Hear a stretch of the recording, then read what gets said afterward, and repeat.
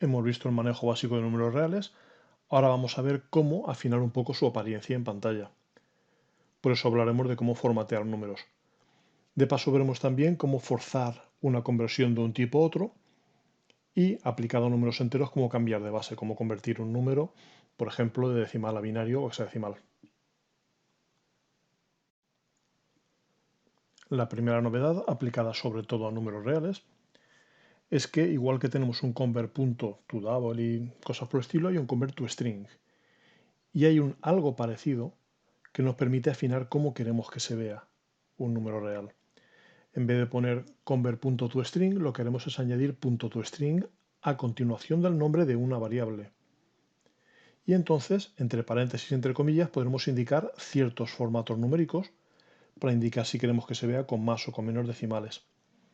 Un ejemplo sería, por ejemplo, el 0.00. Vamos a ver qué significa cada uno de esos símbolos que aparecen ahí. Por una parte, un 0 quiere decir que queremos que se muestre una cifra en esa posición. Entonces, el 0.00 anterior indica que se mostrarían dos cifras decimales. Eso afecta a la parte decimal, la parte entera, la parte que está antes de la coma, se ampliará si fuera necesario. Hemos puesto solo un 0, pero si el número tiene más de una cifra, aún así se mostrarán todas las cifras que contenga. Podemos también hacer que aparezcan cifras solo en caso de que las haya. Si ponemos una almohadilla en vez de un 0, por ejemplo, si ponemos 0. Almohadilla almohadilla, lo que haremos es que se muestre un decimal si lo hay, o dos decimales si los hay, pero no más de dos. Lo veremos dentro de poco con un ejemplo. Como se puede intuir, el punto lo que indica es la posición en la que queremos que aparezca la coma dentro de ese formato. Y aún así tendremos formatos más abreviados. Tendremos formatos como, por ejemplo, N5, que quiere decir que queremos 5 cifras decimales. Vamos a ver un ejemplo real, primero aquí como teoría y luego lo aplicaremos realmente a un programa. Vamos a partir de un número como es un número 12,34. Si pedimos que se nos muestre en formato N1, se mostraría con un decimal, se mostraría 12,3. Si usamos N3 aparecería con tres decimales. Como solo tiene dos, el tercer decimal que se mostraría sería un 0. Un 0.0 equivaldría exactamente a lo mismo que el primero, sería una cifra decimal. Y como ya hemos comentado, si hay más de una cifra en la parte entera, se muestran todas ellas. Por lo mismo, 0.000, o sea, tres ceros, equivale al N3. En cambio, si usamos almohadillas en vez de ceros, se mostrarán solo los decimales que realmente existan.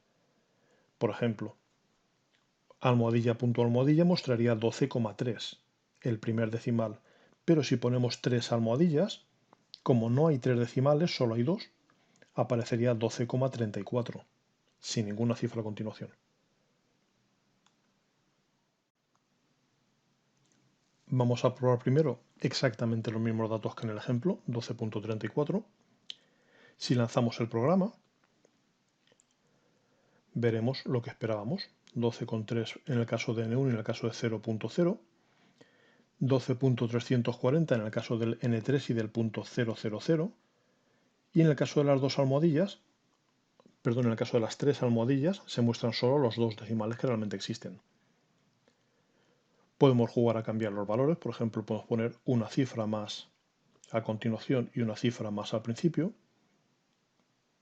Volvemos a lanzar el programa y veremos que en cualquier caso la parte entera siempre se amplía y la parte decimal se trunca una cifra o tres cifras según hayamos pedido. Si añadimos algún decimal más, por ejemplo, añadimos aquí un 6, ese 6 ahora se va a perder en todas ellas porque en ninguna estamos pidiendo más de tres cifras, pero lo que ocurrirá es que como es mayor que 0,5, realmente mayor o igual, se redondeará para arriba y se mostrará 3, 4, 6. Esa es la idea básica de cómo formatear indicando cuántos decimales queremos que tenga el número. Un concepto relacionado, pero no exactamente igual, es que podemos forzar a que una variable se tome como un tipo de datos distinto del original, solo hasta cierto punto y con limitaciones. Por ejemplo, podemos hacer que el número pi se tome su valor como float en vez de como double. Lo habíamos hecho inicialmente añadiendo una f al final, pero una alternativa es poner la palabra float entre paréntesis antes de su valor. Eso es lo que llamaremos un typecast o un forzado de tipos. Eso está haciendo que el valor que aparece a su derecha, el 3141592, se tome como el tipo de datos que se pone antes de ese número, en este caso como float. Se puede usar también, por ejemplo, para hacer conversiones de tipos a tipos claramente distintos hasta cierto punto. Por ejemplo, podemos tomar la parte entera de pi si hacemos una conversión de tipos poniendo entre paréntesis int. Se comportaría igual que si hubiéramos puesto pi sin decimal es igual a convert.twin32 y entre paréntesis pi. Lo que ocurre es que esto es más compacto, pero menos potente que usar los convert.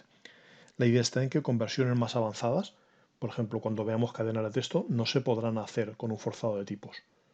Solo conversiones que sean casi triviales, del estilo de quitar decimales o cosas por el estilo. Como curiosidad, el paso contrario no es necesario, es automático.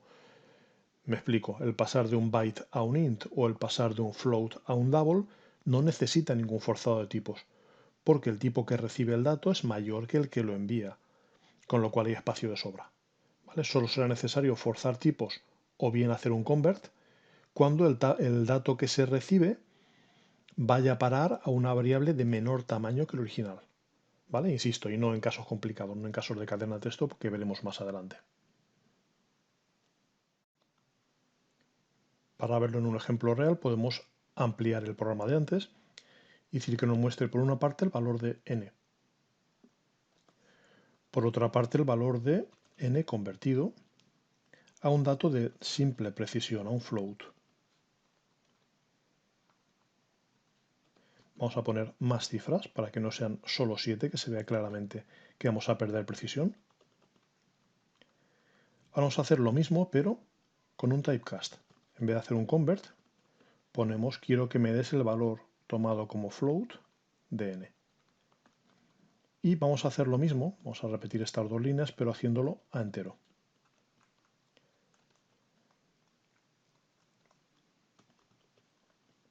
Quiero que me lo conviertas a entero y quiero que lo tomes como entero. Vamos a poner espacios adicionales aquí y aquí para que se vea un poco mejor y podemos eliminar estas tres líneas.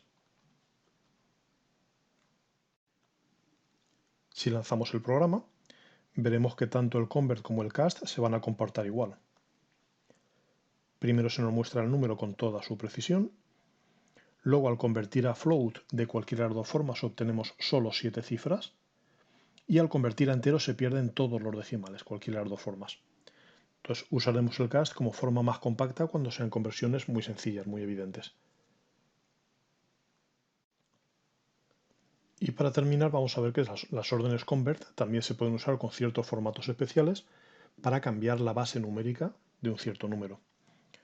Por ejemplo, hay un convert to string que recibe un segundo detalle, un segundo dato, lo que llamaremos un segundo parámetro, que es la base que queremos usar. Entonces, si usamos convert to string n,16, estaríamos convirtiendo ese número a base 16 al sistema hexadecimal.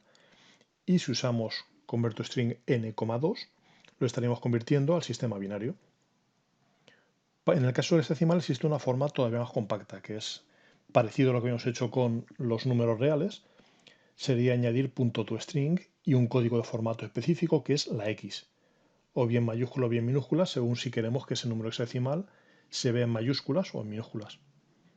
Y también se puede hacer el paso contrario, también se puede convertir desde hexadecimal y binario a sistema decimal. Por una parte, los valores prefijados en hexadecimal se preceden con 0x. Entonces, si sabemos el número de antemano, podríamos hacer, como en este caso n1 igual a 0x1a. El valor al que equivalga 1a en hexadecimal será el valor que se guarde en esa variable n1. La forma un poco más exhaustiva de conseguir lo mismo, especialmente la usaremos cuando sean datos no prefijados, datos que mete el usuario, es usar convertWin32. Y en este caso tendremos un segundo dato, un segundo parámetro, que al igual que antes era la base, sería base 16. Y para el binario lo mismo, usaríamos convertWin32 al que le añadimos ese segundo detalle, ese segundo parámetro, que en este caso sería 2.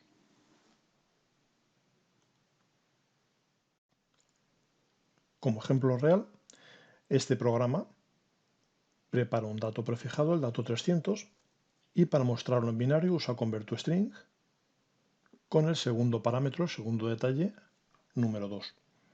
Para mostrar hexadecimal hace lo mismo, pero como segundo parámetro, el dato 16.